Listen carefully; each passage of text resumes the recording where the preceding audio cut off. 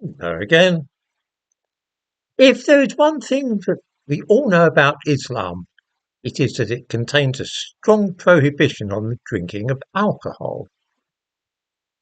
The odd thing is, though, that the rigid adherence to this idea was unthinkable in the Muslim world at one time.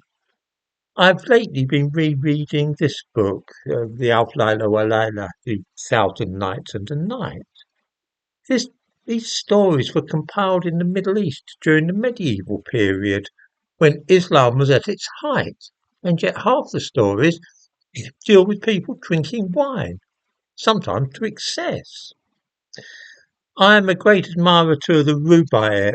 I've got I've actually got 11 copies of the Rubaiyat in different editions. It's a great favourite of mine. It was written in Iran 1,000 years ago, and yet almost every verse mentions wine.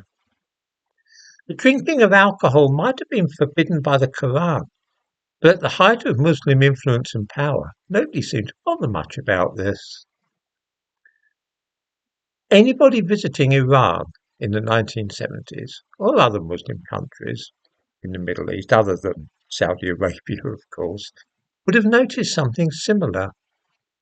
Islam might have been the main religion, but it was usually just a mild background to life, in much the same way that Christianity used to be in Britain at the same time. Apart from a handful of cranks like the Muslim Brotherhood in Egypt, there was little Islamic extremism to be seen in the Middle East. In countries like Syria, the main movement were things like the Ba'athist Party. They were political rather than religious. The main form of terrorism in the Middle East in the 1970s was purely political and national. The Palestinian movements, for example, led by Fatah and so on, were all national and political. There was nothing like Hamas or Hezbollah. Everything changed when the Shah of Iran was overthrown and Iran was turned into a theocracy run by Shiites. It was that year, 1979, which marked a turning point and served to make Islam a force which opposed the West and desired the downfall of America and the Western democracies. Of course, the Quran and the Hadith contain bloodthirsty calls for wars against the unbeliever, but so too does the Bible and also the Hindu scriptures.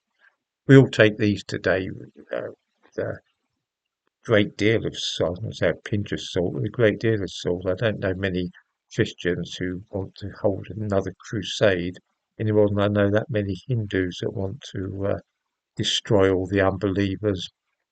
There have been Christian crusades and Muslim jihads, but until 1979 these things were mere historical curiosities for the average Muslim.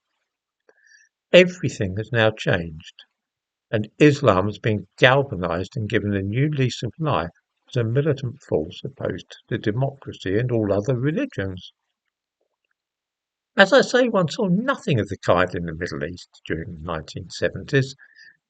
I was in Lebanon at the time of the Camp David summit in 1978, and although there were many Muslims fighting and killing, none of them were motivated by religion.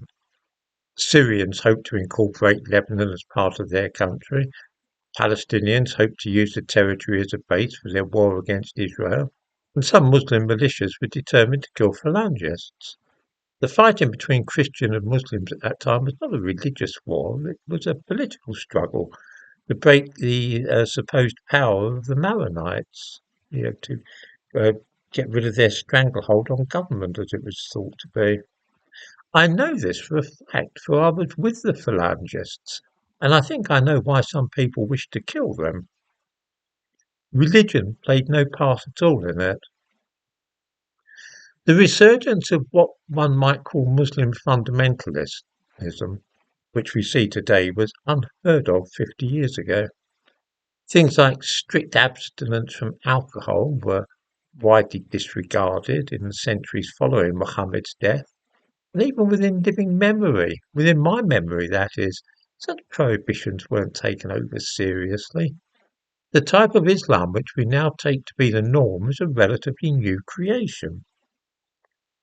I thought that it might be worth talking about this because, of course, in the mind of many people in Britain and America today, the religion of Islam is inextricably tied up with bloodshed and violence.